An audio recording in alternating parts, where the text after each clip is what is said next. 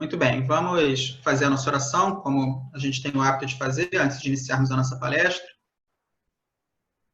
Deus Pai, nosso Mestre Jesus, os nossos guias, amigos da equipe espiritual, a gente agradece a oportunidade de estarmos aqui reunidos, cada um em sua casa, tendo a oportunidade de compartilharmos mais um momento de palestra, de ensinamentos, de reflexões tão importantes, em especial no momento conturbado em que vivemos, para que a gente possa manter o nosso equilíbrio, manter a nossa proximidade com a espiritualidade amiga. Pedimos assim, então, as bênçãos e a inspiração do alto, a autorização para iniciarmos a nossa palestra de hoje. Graças a Deus. Vamos prosseguir com uma leitura aqui do Evangelho.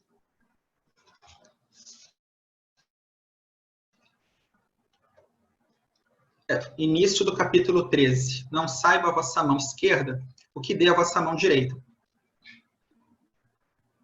Fazer o bem sem ostentação.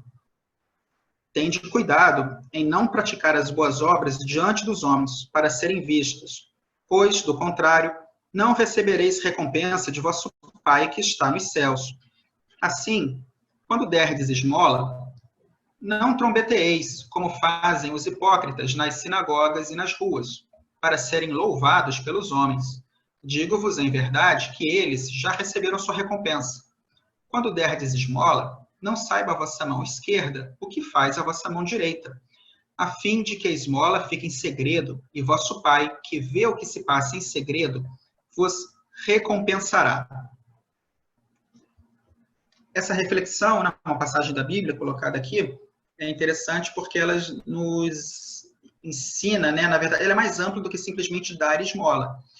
Esmola foi só um exemplo que o texto nos traz, mas, na verdade, ele está falando para a gente sobre a prática da caridade de uma maneira geral e como praticar essa caridade, de fato, da maneira que Jesus nos ensinou. Como praticar essa caridade de forma que ela traga para a gente as recompensas espirituais, de crescimento espiritual que a gente precisa para a nossa própria salvação através da prática da caridade. Então, no exemplo que o texto nos traz aqui com relação à esmola, ele traz a recomendação de, se eu der esmola, que eu dê a esmola, né, não procurando aparecer para as outras pessoas. Significa o quê? Na verdade, quando eu estiver fazendo aquela boa ação, aquela caridade, eu não me aproximar do próximo e auxiliá-lo, na verdade, fazendo questão que os outros à minha volta me vejam, querendo, na verdade, mais trabalhar a opinião dos outros sobre mim e querendo, né, que eles me vejam como uma pessoa boa, como uma pessoa caridosa. Isso é, aquela esmola que, na verdade, não é caridade coisa nenhuma. É, na verdade, mais um investimento na matéria do que realmente uma boa ação do ponto de vista espiritual, querendo ganhar como recompensa, na própria matéria, a admiração e o reconhecimento das outras pessoas. E quantas vezes nós não fazemos uma boa ação, querendo chamá-la de caridade, com esses mesmos objetivos? Quantas vezes a gente não faz uma boa ação fazendo questão que os outros vejam que a gente fez aquela boa ação e aí digam como nós somos uma pessoa maravilhosa, um coração de ouro? Isso é vaidade, isso é orgulho, isso não é caridade. Então, a lição que fica aqui na leitura de hoje é a caridade, como Jesus ensina, exemplificada aqui como a esmola, por exemplo, ela é dada, de preferência, sem nem que os outros saibam, tão secretamente que nem uma mão soube que a outra deu. Então, é para deixar claro que a recompensa da caridade, a verdadeira recompensa, a que nós precisamos almejar, o que é realmente necessário para a gente, não é a recompensa material, do reconhecimento, do retorno, seja ele como for. A recompensa que nós precisamos com a prática da caridade, ela é espiritual. Então, ela é de preferência feita no anonimato, no segredo, até, se possível, né, para a gente garantir que não vai ter nenhum ganho material, mesmo que um simples reconhecimento alheio da nossa ação. Se a gente fizesse a caridade com essa humildade, realmente a gente teria o maior ganho possível nessa prática, né? Estaríamos realmente avançando na nossa salvação, como a espiritualidade nos afirma, né? Que fora da caridade não há salvação, mas tem que ser essa caridade humilde, que não troca recompensas espirituais por recompensas imediatas na matéria. A gente vai estudar hoje a palestra de tema Evangelho no Lar. Então, é um tema que a gente selecionou também com muito carinho, com muita atenção para a palestra de hoje. Vejam que nesse momento em que a gente está vivendo,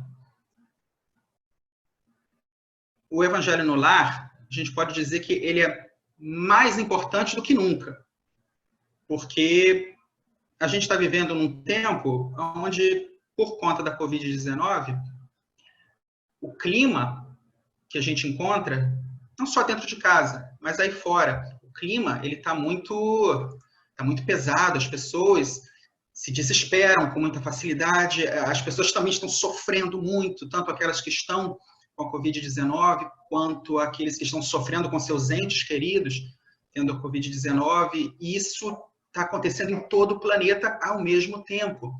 Então, o clima mental, emocional no planeta hoje está muito pesado, está muito difícil, de vibração muito baixa. Um momento de evangelho no lar, feito pelas famílias em suas residências, periodicamente, hoje podemos dizer até que é mais importante do que nunca. Então, esse tema é muito importante para a gente trabalhar em palestra. E essa palestra de evangelho no lar, ela tem esse diferencial em relação às outras palestras. Além de passarmos o conhecimento, as reflexões que são interessantes no Evangelho no Lar, não sei se os slides já estão aparecendo aí para vocês, mas a gente já pode colocar os slides se não estiverem aparecendo. Nesse momento, a gente trabalhar essa energia, né, essa vibração, para que fique mais positiva em ambiente doméstico, ela é fundamental para a gente colaborar com a equipe espiritual e a equipe espiritual possa também aproveitar as nossas energias, aproveitar pensamentos, emoções mais equilibrados, para poder ajudar a combater toda essa maré de vibrações baixas que estão cercando a gente nesse momento. E o especial dessa palestra é o convite, né? Como eu estava dizendo, além do conhecimento, além das reflexões, ela é um convite para que façamos o Evangelho no lar. Aqueles que já fazem, aproveitam a palestra, porque é sempre útil a gente reciclar o conteúdo das palestras, a gente até reciclar, né, a forma como estamos fazendo o Evangelho no lar, como estamos aproveitando esse momento semanal, e aqueles que não fazem, aproveitar então para que fique bem firme, né, o conhecimento de como fazer e passem a fazer. Passem a fazer. Então não é só conhecimento, é um convite. Vamos fazer o Evangelho no lar. É muito importante, especialmente nos tempos atuais. Podemos passar aí para o próximo slide.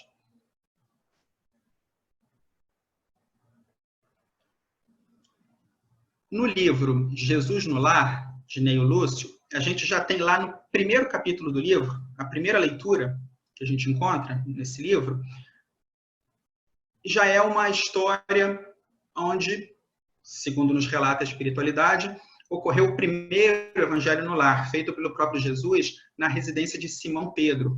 Quando a gente lê esse primeiro capítulo de Jesus no Lar, a gente percebe que Jesus estava lá na residência de Simão Pedro e, em dado momento, a conversa entre Simão Pedro e a esposa dele começou a ficar meio, vamos dizer, meio ácida.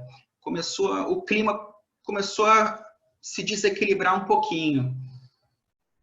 E aí Jesus, imediatamente percebendo a direção que a conversa estava tomando, ele interrompe Simão Pedro e começa a trazer reflexões sobre os seus próprios ensinamentos, o Evangelho, concentrando essas reflexões na importância de que aqueles que habitam o mesmo lar consigam viver em fraternidade e colocando a reflexão de que se nós não conseguirmos viver em harmonia no próprio lar, com nossos entes mais próximos, como ter a pretensão de viver um ambiente mais fraterno fora do lar. Então, já era Jesus iniciando o primeiro evangelho no lar e ressaltando a importância desse momento de reflexão sobre os seus ensinamentos para que a gente consiga um ambiente mais fraterno dentro do próprio lar, como prioridade. E vejam, isso acontecia lá 2000 anos atrás, na casa de Simão Pedro, mas quantas vezes isso não acontece até hoje nos nossos lares? Quem é que consegue um ambiente fraterno, sem, né, a conversa, o clima fica um pouco pesado no nosso lar, com nossa esposa, nossos filhos, aqueles que moram com a gente? Quem que consegue, quem que tem tanta vigilância a ponto de conseguir manter esse clima fraterno o tempo inteiro? Quantas vezes nos nossos lares o clima também não fica, como ficou naquele momento na casa de Simão Pedro, meio pesado também? Então, Jesus já inicia ali o exemplo, né, dando o exemplo do culto do Evangelho no lar, e que nós procuramos seguir até hoje o exemplo, porque, assim como Simão Pedro, a gente também precisa muito realizar o Evangelho no lar nas nossas residências. Isso a gente vai conversar mais ao longo dos próximos slides, para que fique bem claro, né, o quanto que isso é importante para a gente. Mas Jesus já deixava um roteiro seguro para as nossas vidas e para o fortalecimento dos laços familiares. Na verdade, o principal objetivo do Evangelho no lar. Podemos passar para o próximo slide. Então, vamos definir, antes da gente continuar a nossa palestra, né, o que é o Evangelho no lar. Está escrito perfeitamente aí. O Evangelho no lar é o estudo do Evangelho de Jesus em reunião familiar. Então, tem duas características muito importantes que a gente percebe aí no Evangelho, né? A gente tem a observação de que é um estudo, e em reunião familiar. São as duas coisas muito importantes que a gente tem aí e que a gente vai voltar a tocar nesses pontos ao longo da nossa palestra. Podemos avançar. Bezerra de Menezes, um dos espíritos até que nós temos, né, na conta de guia espiritual, ele faz a seguinte ponderação, e aí vale a pena a gente ler, né? Trabalhemos pela implantação do Evangelho no lar, quando estiver ao alcance de nossas possibilidades. Trazer as claridades da Boa Nova ao templo da família é aprimorar todos os valores que a experiência terrestre nos pode oferecer, que é um pedido, é uma orientação da própria espiritualidade, daqueles que nós chamamos de guias espirituais nossos, é uma orientação deles que o Evangelho no lar seja estimulado, que a gente procure fazer. Então, é eles pedindo aí, né, trabalhemos pela implantação do Evangelho no lar. Então, é tão importante que a própria espiritualidade se manifesta a respeito e pede que as casas espíritas, por exemplo, trabalhem estimulando, trabalhem tentando implantar o Evangelho no lar. Então, é natural que a gente tenha uma palestra exclusivamente dedicada para falar sobre o Evangelho no lar. A gente, na verdade, está atendendo a uma própria solicitação da equipe espiritual. Então, dentro das possibilidades de cada família, de cada lar, realizar esse trabalho para que a gente possa trazer as claridades da Boa Nova ao templo da família e garantindo, assim, que a nossa experiência terrestre será muito, muito favorecida. É por isso que é tão importante que a gente tenha uma palestra especificamente sobre isso. Podemos passar. A primeira observação que a gente coloca com relação à realização do culto do Evangelho no lar é a importância da gente determinar, como está escrito aí, fielmente, data e horário semanal fixos.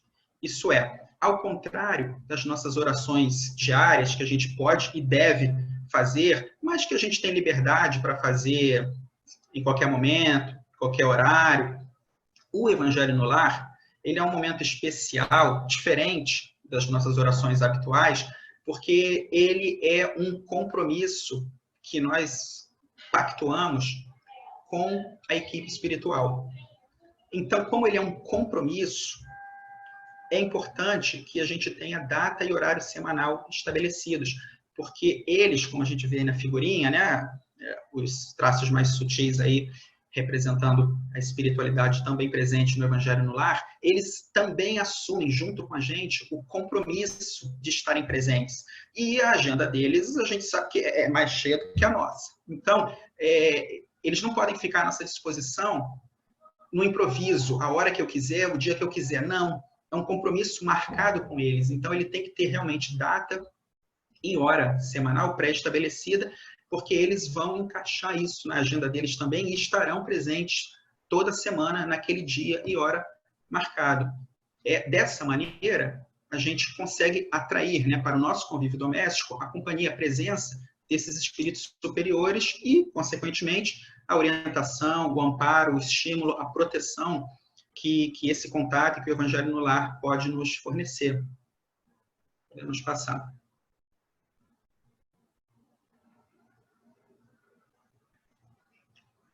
Todos os lares, as residências que realizam o Evangelho no Lar, elas acabam se tornando um posto avançado de luz, amparando a família, a casa. Essa proteção se estende até à vizinhança, principalmente para a maioria de nós que moramos em prédios, né, apartamentos. Então, a gente está, na verdade, cercado de outras famílias morando muito próximas a nós, assim, abaixo, acima, dos lados. A proteção, inclusive, se estende até certo ponto, claro, até mesmo a nossa vizinhança. Mas vejam, a espiritualidade, ela consegue, inclusive, perceber de longe as residências que têm o hábito, no nosso caso aqui, do Evangelho no Lar, porque, principalmente à noite, se destacam como pontos luminosos quando vistos do alto. Eles conseguem, de longe, identificar isso. É muito interessante, a gente tem relatos disso daí. Então, são ambientes que têm um campo de proteção estabelecido, são ambientes que têm uma vibração interna superior à média vibracional que nos cerca. E isso nos traz uma série de benefícios. Isso nos traz, como está colocando aí, né, essas defesas magnéticas nos trazem um trabalho de proteção, desestimulando a ação maléfica, até porque sabemos que se a gente eleva a vibração de um ambiente, se nós fazemos do nosso lar um ambiente convidativo aos espíritos bons, então, naturalmente, essa é a melhor maneira de afastar os espíritos maus. Claro, não é? Então, isso é uma proteção e é mais do que uma proteção também. É um verdadeiro trabalho de saneamento, de higienização do nosso ambiente doméstico, das nossas energias, porque, vejam, a gente, em regra geral, né, não hoje que está todo mundo passando o dia inteiro em casa, ou quase todo dia em casa, mas, em regra geral, passamos, muitas vezes, o dia inteiro fora de casa, trabalhando, estudando. Aí a gente chega em casa, vamos pensar no corpo físico. A gente chega em casa com suor, a gente chega em casa com a sujeira que a gente foi aí pegando do ar, nos ambientes que a gente frequentou. E aí o que a gente faz quando a gente chega em casa, né? A gente toma um banho e limpa o nosso corpo físico, né? E sabemos que se a gente não tiver o hábito de tomar banho, a gente vai ficar acumulando aquele suor, acumulando aquela sujeira.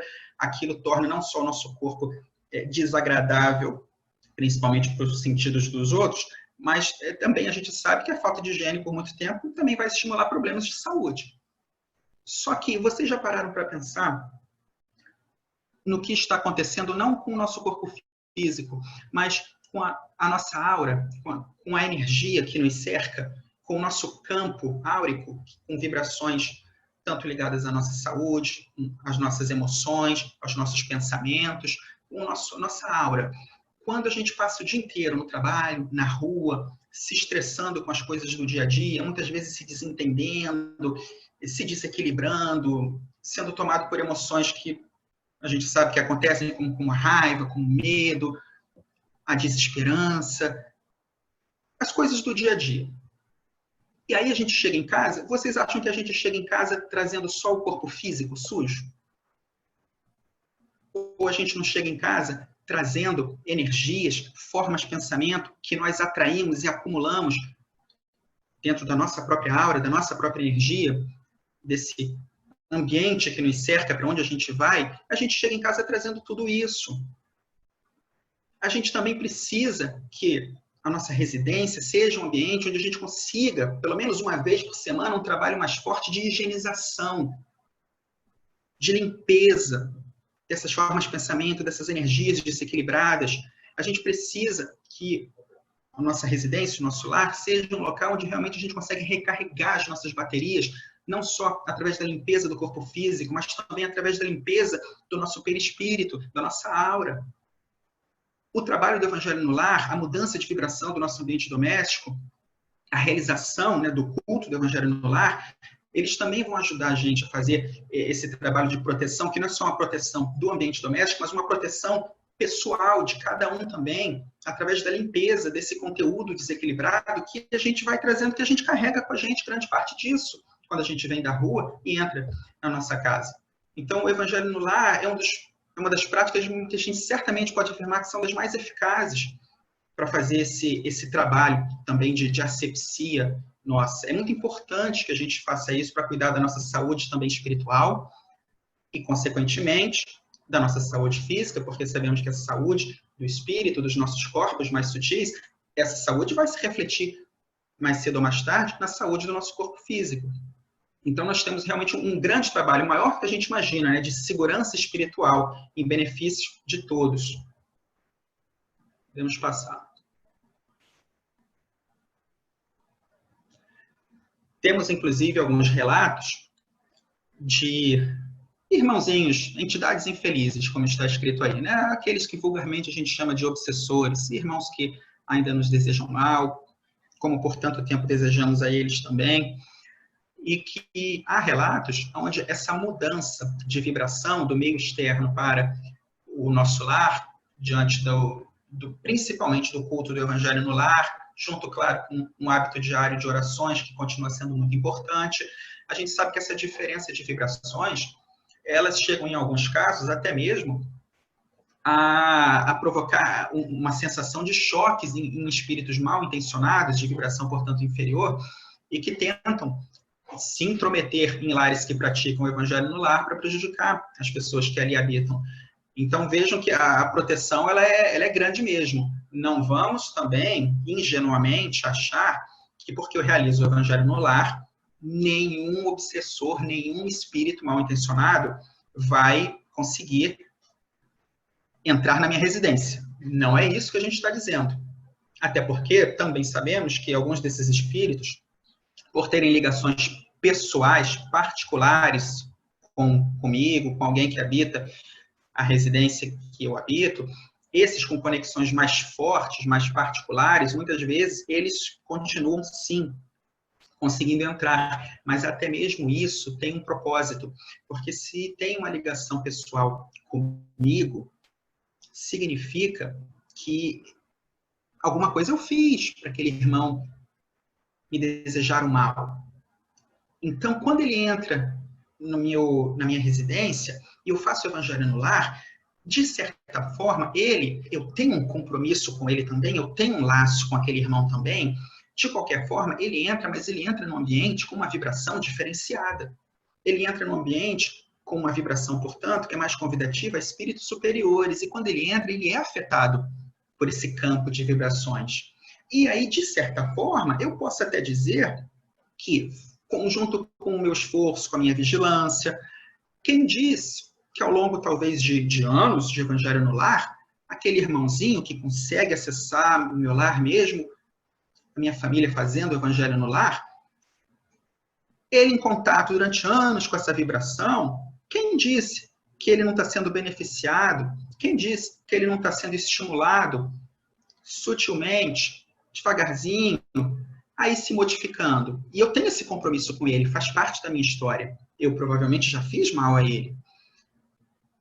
E aí, quem sabe, aquele que entra, então, num primeiro momento, desejando se vingar de algo de encarnações anteriores, quem sabe, vamos ser conservador aqui, ao longo de anos, fazendo o Evangelho no Lar, quem sabe ele não começa até, de repente, a ele mesmo participar, assistir o Evangelho no Lar, quem sabe ele não começa, né, a refletir e, quem sabe, deixar até mesmo de ser um obsessor meu.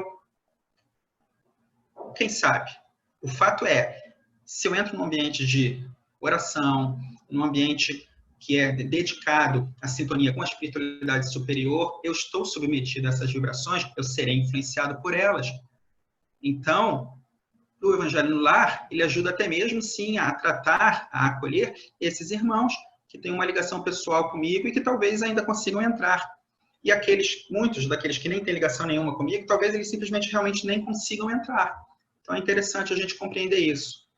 Agora, infelizmente, nem todas as famílias realizam o Evangelho no Lar com a seriedade, a simplicidade e a responsabilidade requerida.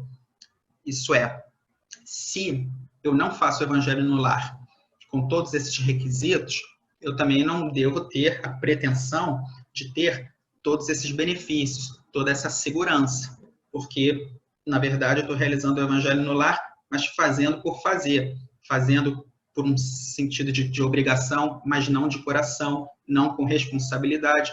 É claro que eu não vou ter esses benefícios, né? Não vou conquistar todo o bem que o Evangelho no Lar pode produzir. Lembrando que o principal objetivo a ser conquistado no Evangelho no Lar, como o próprio Jesus nos mostrou, inclusive lá no primeiro slide da nossa palestra, é que a relação, a harmonia entre a família, entre quatro paredes, é a prioridade antes que a gente comece a querer, né, espalhar essas boas vibrações, essa fraternidade para o resto do mundo. Podemos avançar. Por esse mesmo motivo, a gente tem que ressaltar também como que fazer o Evangelho no Lar ajuda a trabalhar esse objetivo principal, o estreitamento dos laços de amizade, de fraternidade entre a família. Então, além da segurança que nós estávamos conversando até o momento, nós temos esse principal e grande objetivo que o Evangelho no Lar ajuda em muito a alcançar, que é o estreitamento dos laços familiares. Vai estimular os participantes a colocar em prática no dia a dia esses ensinamentos assimilados através do estudo do Evangelho em reunião familiar. Então, o próprio Jesus, quando interrompeu Simão Pedro lá e começou a fazer o primeiro Evangelho no Lar, começou com esse objetivo. A gente mantém esse objetivo até hoje, ele é o principal, né? Como disse Jesus, a paz no mundo começa entre quatro paredes. Podemos avançar. Muito bem. A gente conversou, então, nessa primeira parte da nossa palestra, sobre a importância do Evangelho no Lar, sobre os benefícios do Evangelho no Lar, quando feito com simplicidade, quando feito com responsabilidade, com assiduidade.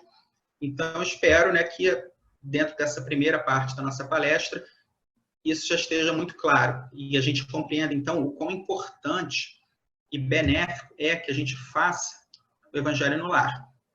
A gente começa, então, agora a segunda parte da palestra de hoje, propondo um roteiro de como fazer o Evangelho no Lar. Uma vez que eu já reconheço a importância, reconheço os benefícios, então, poxa, eu estou consciente de que eu preciso fazer isso sim, vai ser muito importante. Como é que eu faço? E aí é importante a gente deixar uma coisa clara. Primeiro, o roteiro que vai ser passado aqui, ele não é um ritual, porque a gente sabe que em espiritismo a gente não tem ritual.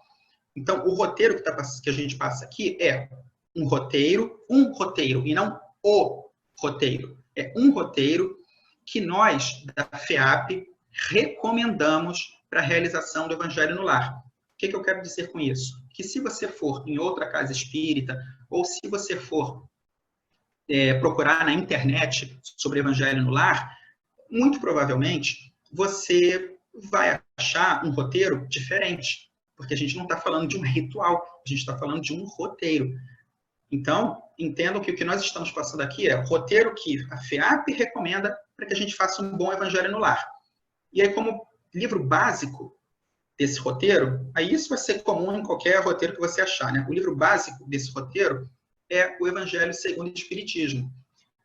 Às vezes, as pessoas perguntam, já ouvi essa pergunta, mas por que o Evangelho segundo o Espiritismo? Por que eu não posso fazer o Evangelho no lar usando, por exemplo, o Livro dos Espíritos? Mas a resposta para isso é muito simples. Está na própria definição de Evangelho no lar. Naquele slide anterior, onde a gente falava, né, qual é a definição de Evangelho no lar?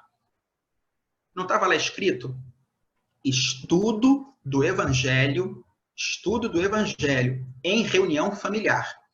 Ora, não está escrito estudo do Espiritismo, estudo da doutrina espírita em ambiente familiar. Não, está escrito estudo do Evangelho em ambiente familiar. Qual das obras básicas foca em estudar o Evangelho? O Evangelho segundo o Espiritismo? Isso não significa que você não pode fazer em casa, com a sua família, o estudo do Livro dos Espíritos. Não. Isso significa que o Evangelho no lar, que é prioridade para ser feito no lar, vem antes de qualquer outro estudo, ele é feito com o Evangelho.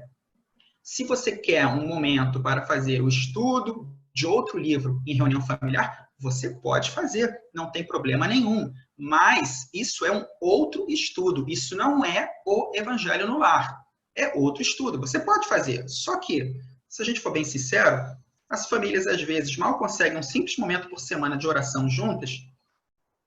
Se a prioridade é o Evangelho no lar, antes da gente querer ir para segundo, terceiro, quarto estudo semanal, vamos primeiro garantir o principal, né, o mais importante, o Evangelho no lar. Então, ele é feito com o Evangelho segundo o Espiritismo. Ele é um livro básico, estará presente em todas as nossas reuniões semanais de Evangelho no lar. A gente pode seguir. Além do Evangelho no lar, além do Evangelho segundo o Espiritismo, que é o livro básico, no nosso roteiro, a gente sempre inclui também um segundo livro que vai servir como um livro de apoio.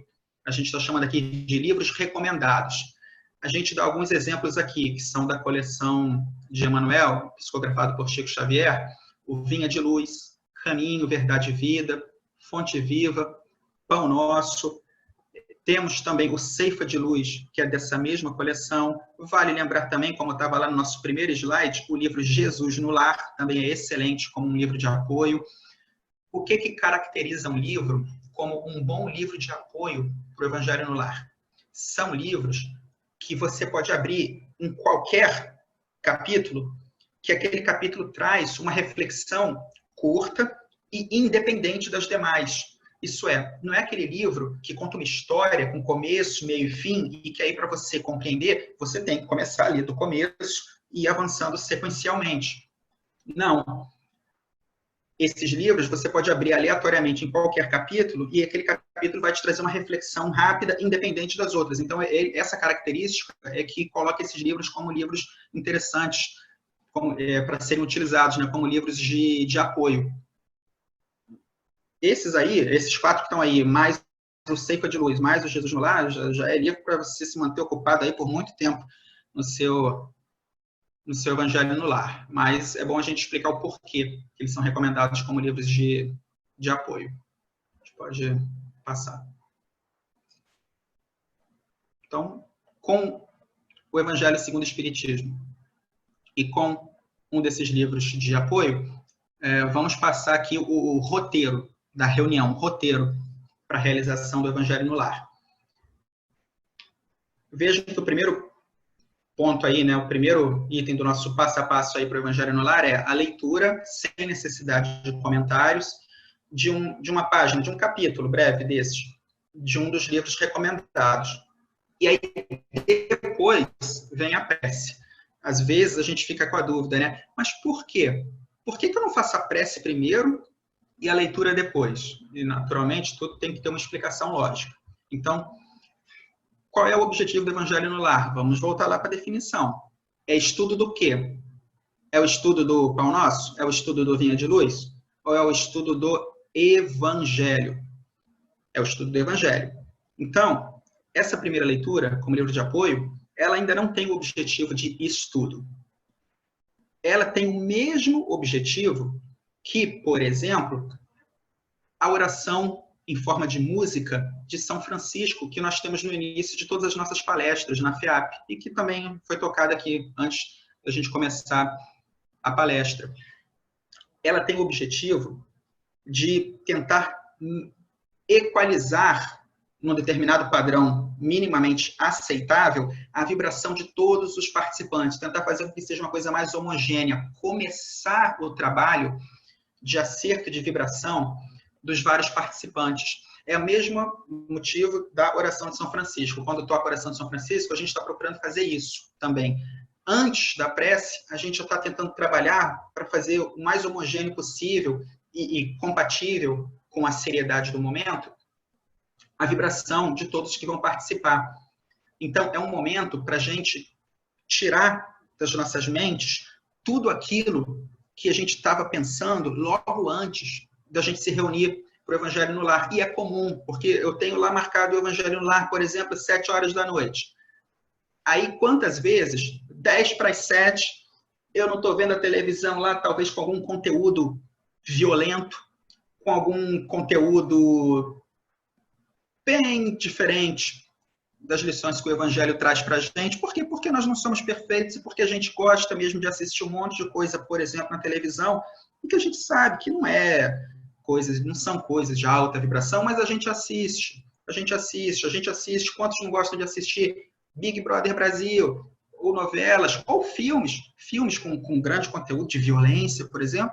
As pessoas gostam, as pessoas assistem, e não adianta a gente querer fingir que alcançamos a santidade, porque não alcançamos e estamos longe disso. Quantas vezes não estávamos, a exemplo de Simão Pedro naquele momento, talvez às vésperas do Evangelho no Lar, talvez faltam 10 minutos para o Evangelho no Lar, e a gente está lá começando uma discussão e deixando a coisa seguir para um desentendimento, na cara do Evangelho no Lar. Acontece. Então, quando sentamos, e cada um do nosso ambiente doméstico que vai participar do Evangelho no Lar pode estar numa situação mental, emocional, completamente diferente uns dos outros. Um pode até estar numa boa condição, o outro não, o outro pode estar pior ainda.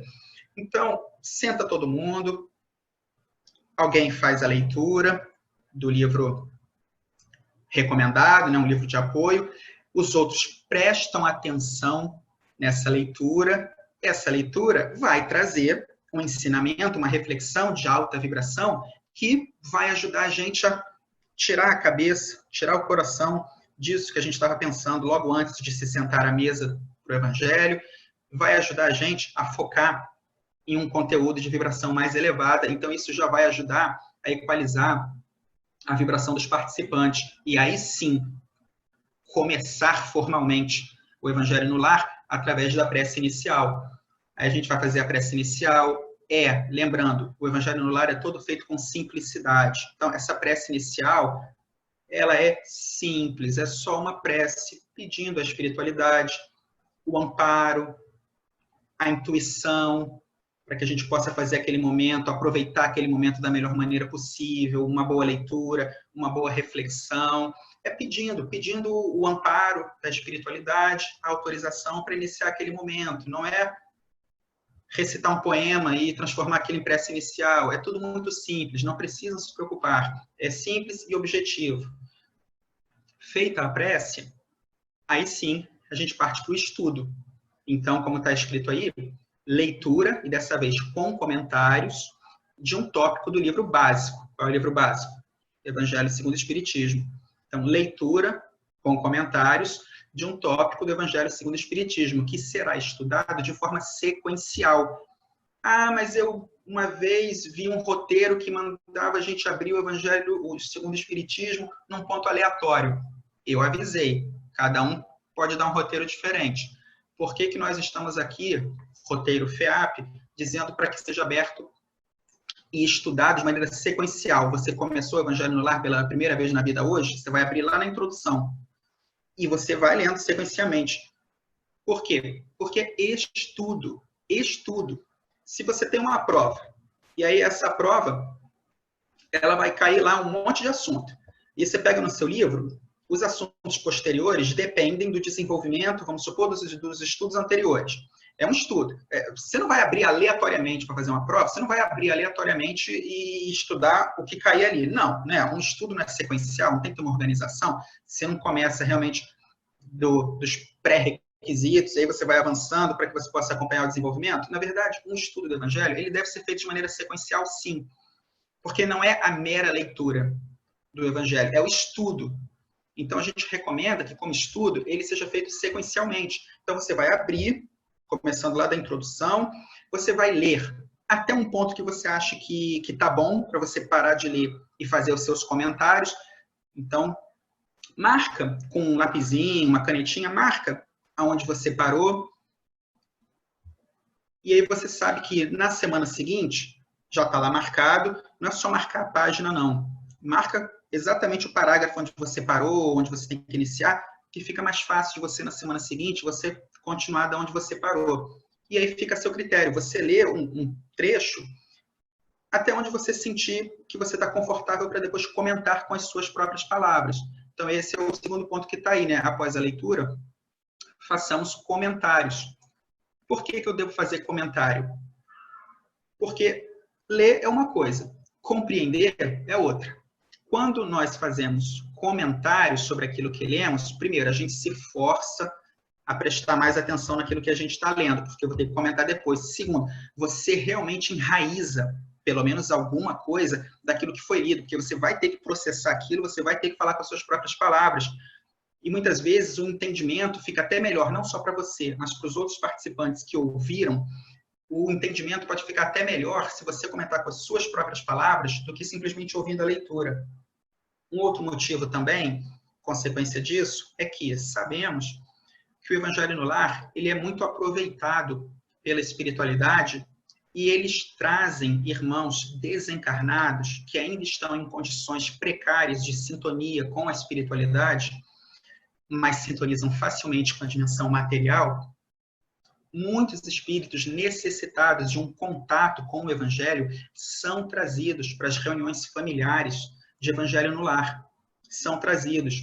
E vejam, esses espíritos dificilmente vão ter um bom entendimento simplesmente ouvindo a leitura. Mas, quando eles ouvem os comentários feitos com simplicidade, com humildade, com as próprias palavras dos participantes encarnados, eles também se beneficiam muito dessas reflexões. Então, são reflexões que não ajudam somente os participantes encarnados, mas que certamente ajudarão a ouvintes desencarnados que precisam de um contato com o Evangelho. E aí a espiritualidade, ela tem, nessas reuniões semanais de Evangelho no Lar, ela tem um momento perfeito para trazer esses indivíduos que, às vezes, nem se dão conta de que foram levados àquela residência, no momento do Evangelho no Lar, pela espiritualidade superior. Às vezes, estão lá e nem se dão conta de como exatamente que vieram parar ali. Não percebem o quanto foram influenciados e guiados para chegarem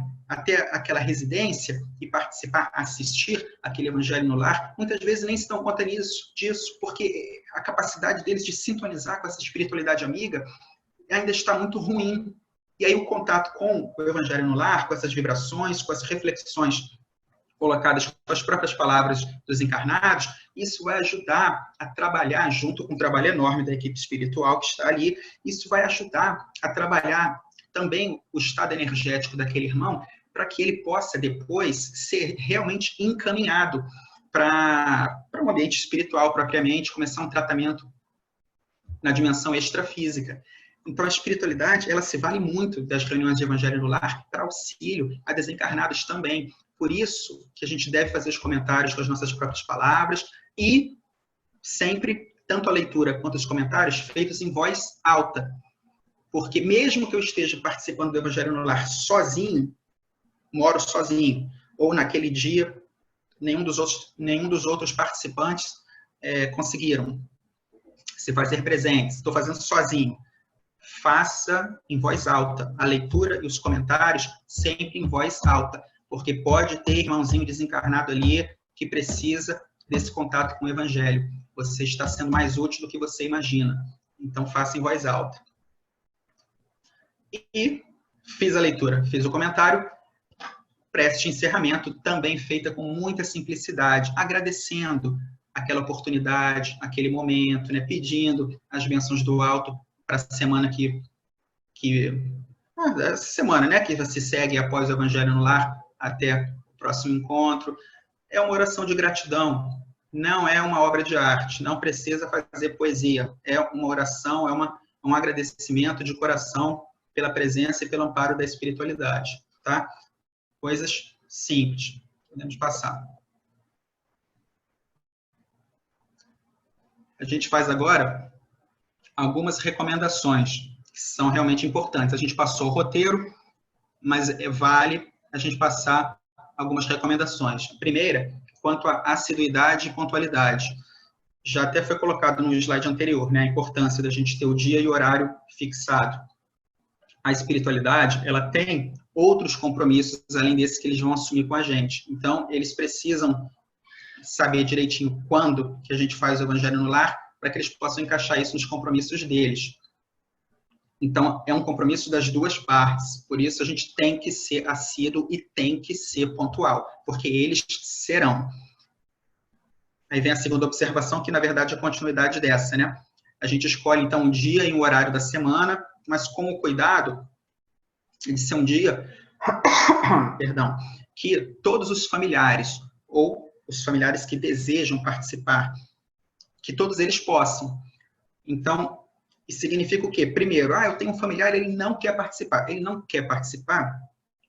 Então, você não vai brigar com ele para participar, porque aí o Evangelho no Lar, ao invés de se tornar um estímulo à fraternidade dentro de quatro paredes, como objetivo principal, ele se torna ponto de discussão e de conflito, porque a gente quer obrigar alguém que não quer participar a participar. Aí o Evangelho no Lar perde o seu propósito. Então, se não quer, respeite. E dentre aqueles que quiserem participar, que aí, em conjunto, escolham qual é o melhor dia da semana e o melhor horário para fazer. Porque a gente não vai ficar mudando isso, não. Fixou? Está fixado. Excepcionalmente, é claro que você pode ter a necessidade de mudar esse horário.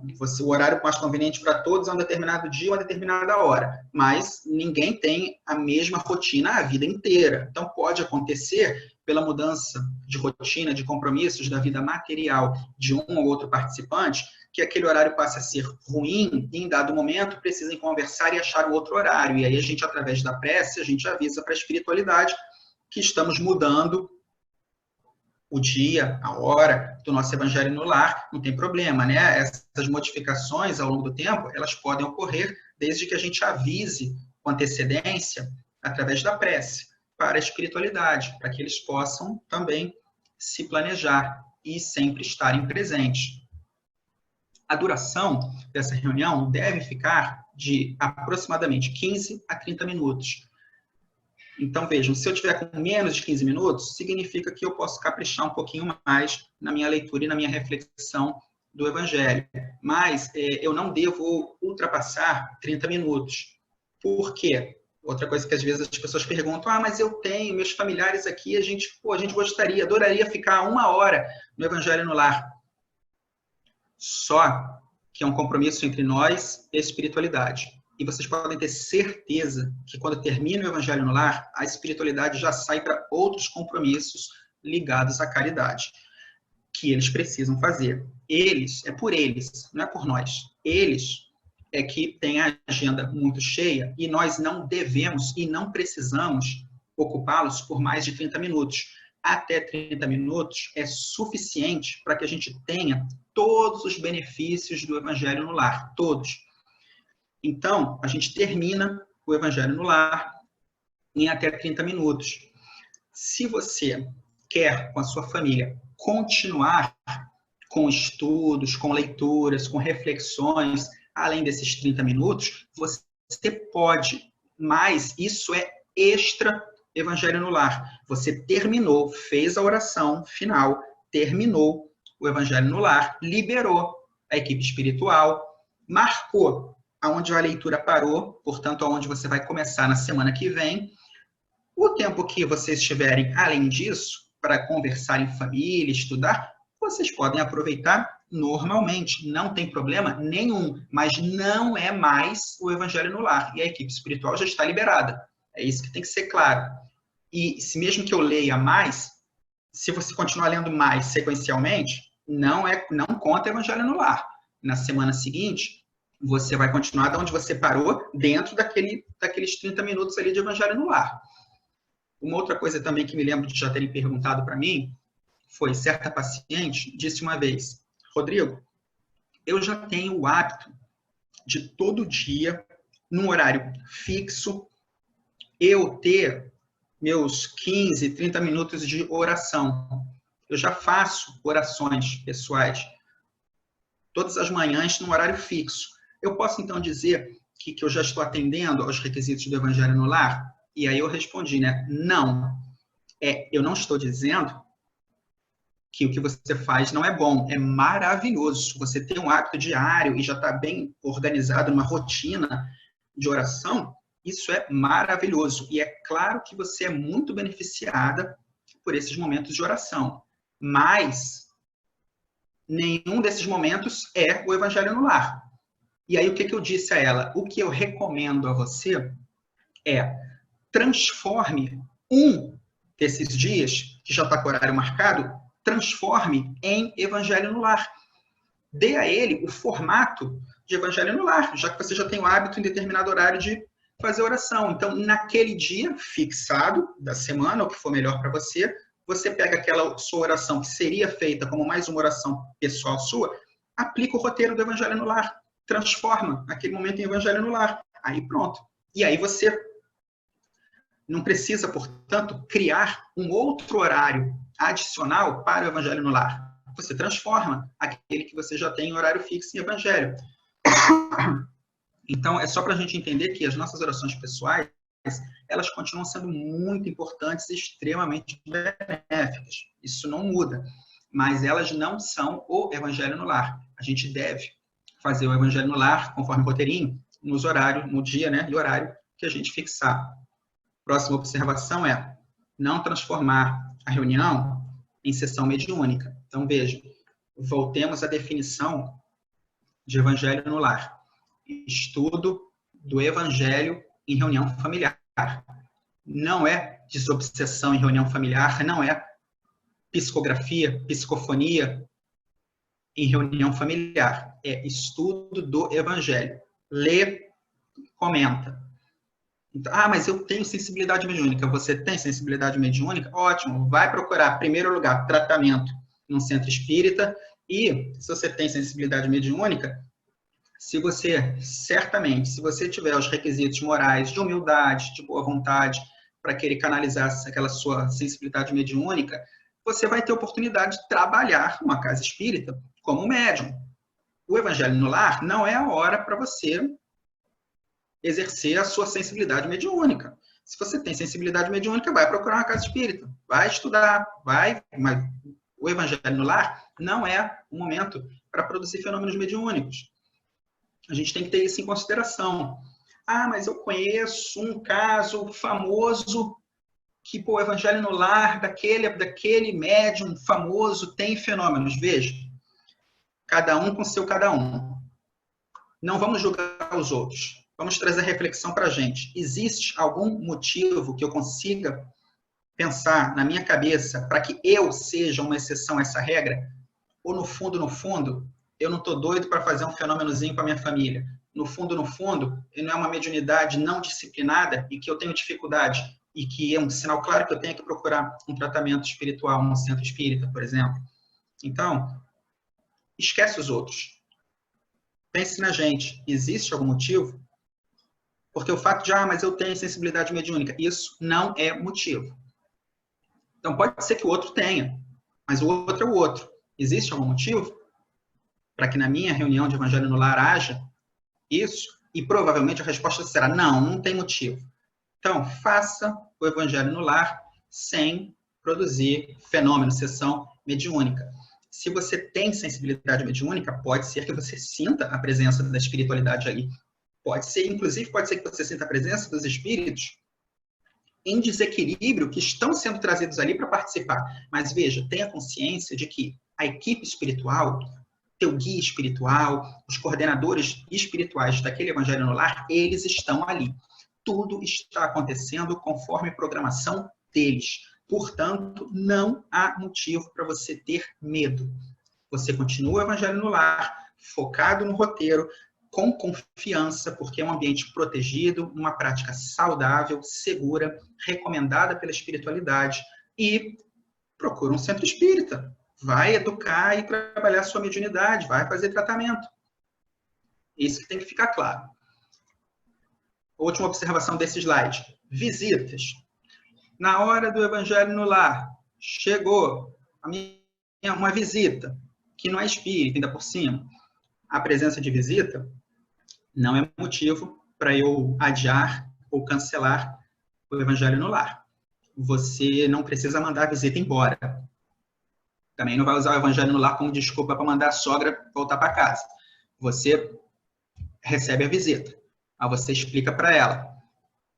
Esse momento é o momento onde eu tenho aqui, onde eu realizo o Evangelho no Lar. Esse momento aqui, essa hora, é uma hora que eu reúno aqui a minha família, eu faço uma leitura, um estudo do Evangelho. É um momento sagrado, importantíssimo para mim. Então, você pode participar como ouvinte, se puder respeitar, sem problema nenhum, ou pode aguardar, sentadinha, direitinho, sem fazer barulho, pode aguardar eu acabar esse momento e aí poder te dar a devida atenção. Você explica para essa visita. E, mas a minha visita é difícil. A sua visita pode ser difícil, mas a obrigação de respeito todo mundo tem.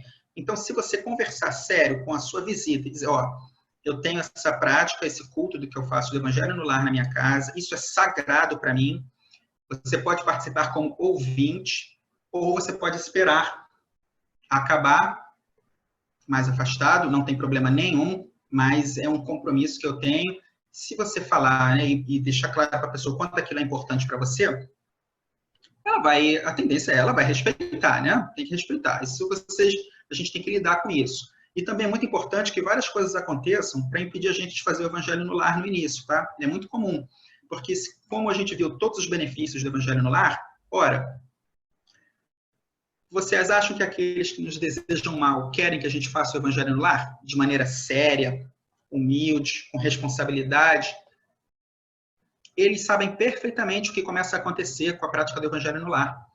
Então, é natural que, quando a gente decide começar a fazer o Evangelho no Lar, é natural que a gente encontre muitas dificuldades. Já vi gente relatando ataques, por exemplo, de crise alérgica, outros dizendo que começa a chover convite para sair, para fazer isso, para fazer aquilo, que nunca aconteceu antes. Vejam, telefone toca. Não estranhem se o começo do Evangelho no Lar for conturbado. Às vezes, até a família conseguir se entender para fazer o Evangelho no Lar no começo é difícil. Um quer fazer a leitura e o outro também quer fazer a leitura, e aí o quão fácil é começar uma discussão entre quem vai fazer a leitura, quando o objetivo do Evangelho no Lar principal é exatamente a fraternidade familiar. O quão facilmente aquela família é levada a um desentendimento de quem vai ler, de quem vai fazer o comentário. E aí fica claro que a família está perdendo o significado do Evangelho no Lar, primeiro, que é o de fraternidade dentro da família. Então, e não se iludam, tem muita influência externa dos irmãos que nos desejam mal, para que a gente não faça ou não aproveite o Evangelho no Lar. A gente tem que estar atento, vigilante a isso, e aí entender que é um momento de compreensão. Todo mundo que quer ler, todo mundo que quer fazer comentários, precisa ter a oportunidade. Um dia faz um e os outros respeitam e aceitam de coração o que aquele irmão conseguir ler e refletir, para que colaborem com esse objetivo principal do Evangelho. No outro dia, então, vai o outro. Se conseguirem, de maneira harmoniosa, cada um comentar um pouquinho, pode do jeito que funcionar melhor, mas tem que ser assim, de um jeito que funcione em harmonia. Não pode ter desentendimentos, não pode não conseguir fazer o Evangelho por causa disso, daquilo, entende? E as coisas aparecem. E isso é um teste. Isso é um teste. Não achem vocês que porque a gente tomou a boa decisão de fazer o Evangelho no Lar, que a espiritualidade, então, ela vai, graças a Deus, vai estender um tapete vermelho para a gente e agora a nossa vida vai ser maravilhosa porque eu tomei uma decisão boa. Não. E todos os maus usos de livre-arbítrio que eu venho fazendo repetidamente ao longo dessa e de outras encarnações anteriores. Porque eu finalmente tomo uma decisão importante na minha vida. A espiritualidade vai estender um tapete vermelho para mim? Não. Eu continuo sujeito a todas as dificuldades que eu criei para mim.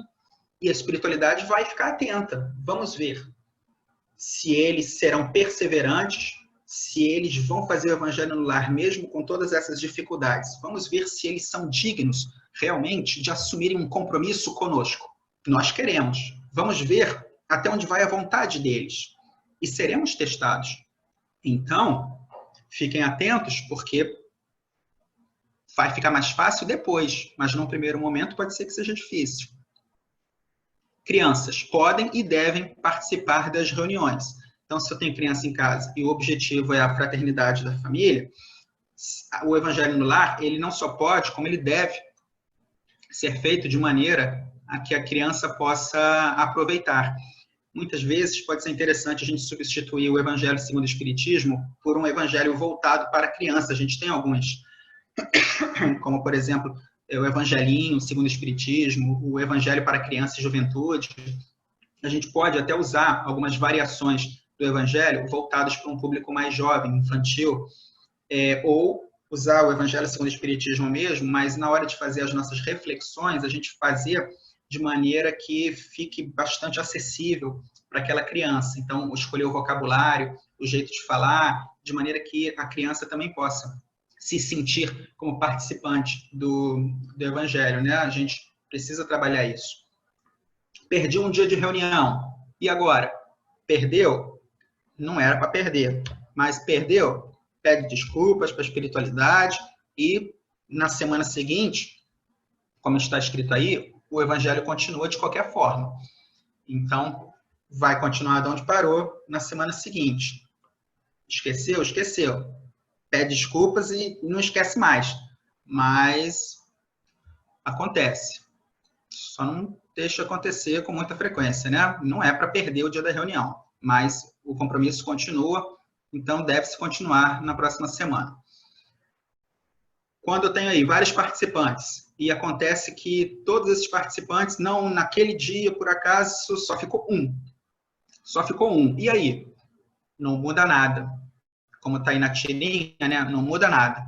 Mesmo que eu tenha mais participantes e naquele dia só eu esteja presente, eu faço o Evangelho no Lar sozinho, em voz alta, normalmente. Eu, na verdade, como está simbolizado aí na tirinha, eu não estou sozinho. A espiritualidade continua ali. Eles certamente estão sempre presentes. Podemos prosseguir. Aí, bom, o que a gente falou até agora, então, é o roteiro. É o roteiro com as observações que eu acredito que são as observações pertinentes e que foram trazidas para a gente aí na apresentação. Tá? Espero que todos tenham, então, captado, né, a importância de fazer o Evangelho no Lar, especialmente no momento atual em que a gente vive aí, onde externamente o desequilíbrio está ainda maior do que o normal. A gente fazendo o Evangelho no Lar está contribuindo imensamente para que a espiritualidade consiga forças para ajudar a combater essa vibração tão desequilibrada que está aí fora. Então, é muito importante, especialmente hoje em dia. Vimos o roteiro, vocês vão poder deixar os comentários também na página, né, da sala de palestras da FEAP, a gente vai procurando esclarecer outras dúvidas que apareçam. Mas, para finalizar aqui, uma boa prática que a gente recomenda que seja feita no momento do Evangelho no Lar é a prática da fluidificação da água. Vejam que ela não foi colocada no roteiro. A gente passou lá o roteiro, prece final para encerrar, e em nenhum momento se falou em água fluidificada. Ela não é propriamente um passo do Evangelho no Lar, mas é uma boa prática e é uma recomendação também da própria espiritualidade que a gente aproveite o momento do Evangelho no Lar para pedir a fluidificação da água em benefício dos participantes. Por quê? Por que nesse momento? Por que eu não posso fazer isso qualquer hora, qualquer lugar?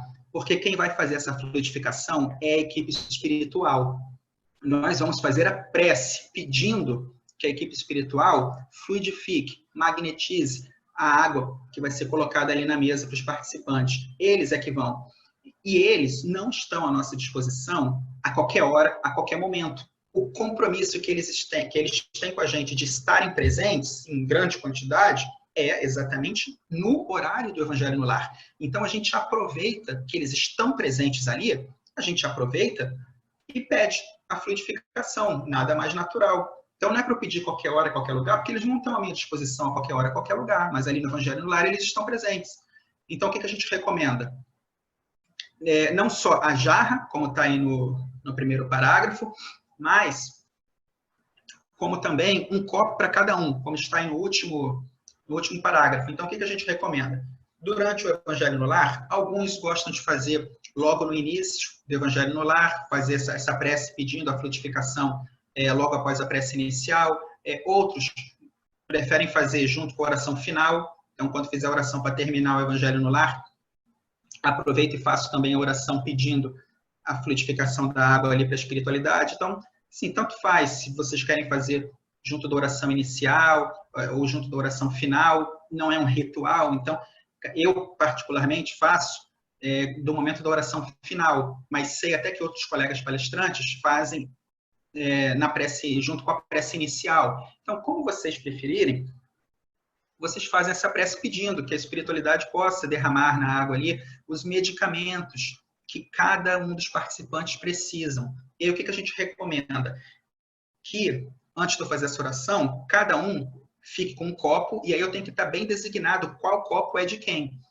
Porque aí, naquele momento, a espiritualidade vai fluidificar a água de cada um desses copos, que já estão designados qual copo é de quem, ela vai fluidificar com a medicação específica para cada um daqueles participantes.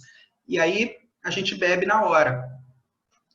E a gente, é uma recomendação, está aí também no nosso slide, né? Que a gente pode colocar uma jarra para pedir também uma fluidificação, não especificamente para cada um dos participantes, mas uma fluidificação de caráter mais geral, que possa trazer benefícios para todos, da mesma maneira que nós temos na FEAP aquele galão, que qualquer um pode tomar, não é específico para esse ou aquele paciente.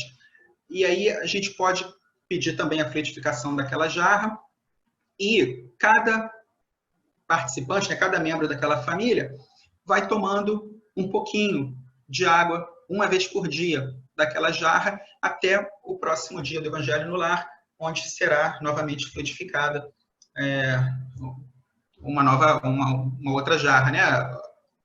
Pode ser, sobrou, joga fora, lava de qualquer forma a jarra, bota a água ali novamente e vai frutificar normalmente. Faltou. A gente ouve muitas essas perguntas, sobrou água, faltou água. Gente, administrem, mas vejam, sobrou água, faltou água. Vocês acham que esse é o problema do Evangelho no Lar na casa de alguém?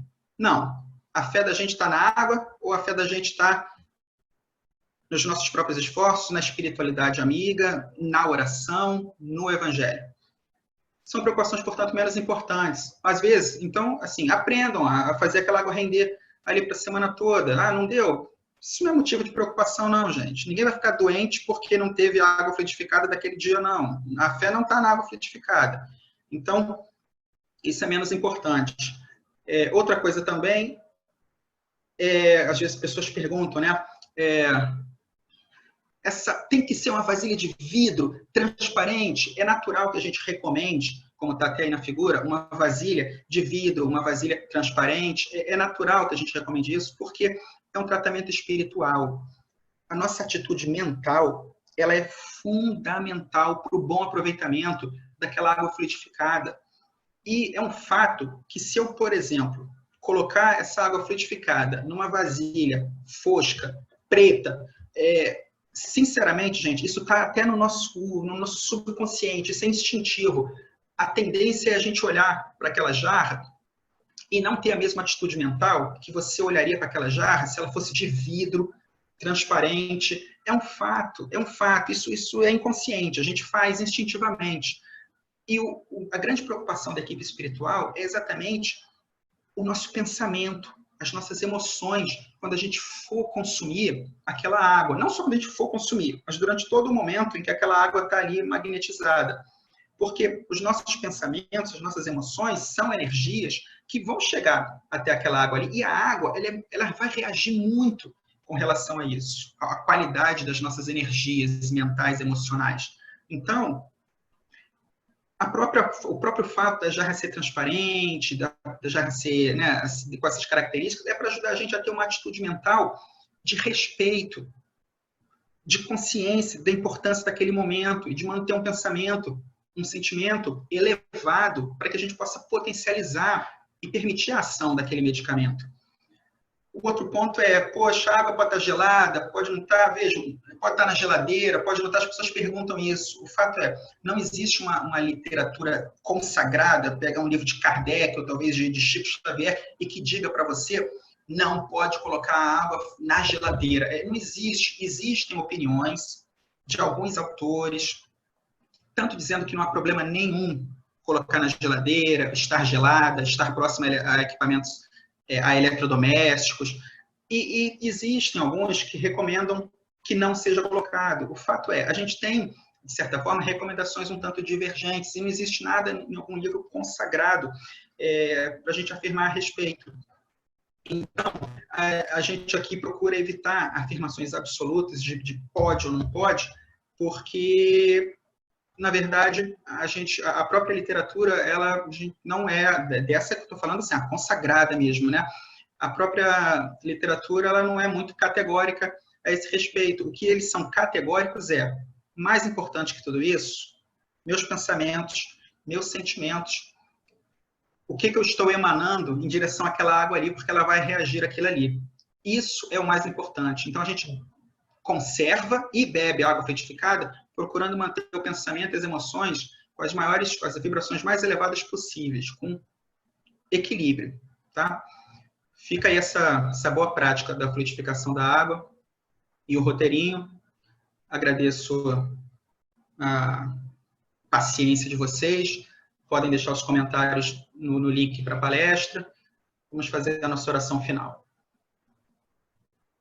Deus Pai, Mestre Jesus, a gente agradece a oportunidade dessa palestra, do entendimento, da conscientização sobre a importância do Evangelho no lar, as orientações de como fazer um bom Evangelho no lar, que possamos incluir, manter essa prática na nossa vivência familiar, contribuindo assim para a fraternidade dentro de nossa própria família e também contribuindo para os esforços da espiritualidade, em especial nesses momentos conturbados, para ajudar a trabalhar as energias tão desequilibradas que nos cercam atualmente. Se a gente agradece a oportunidade, pedimos autorização para o encerramento da palestra de hoje. Graças a Deus.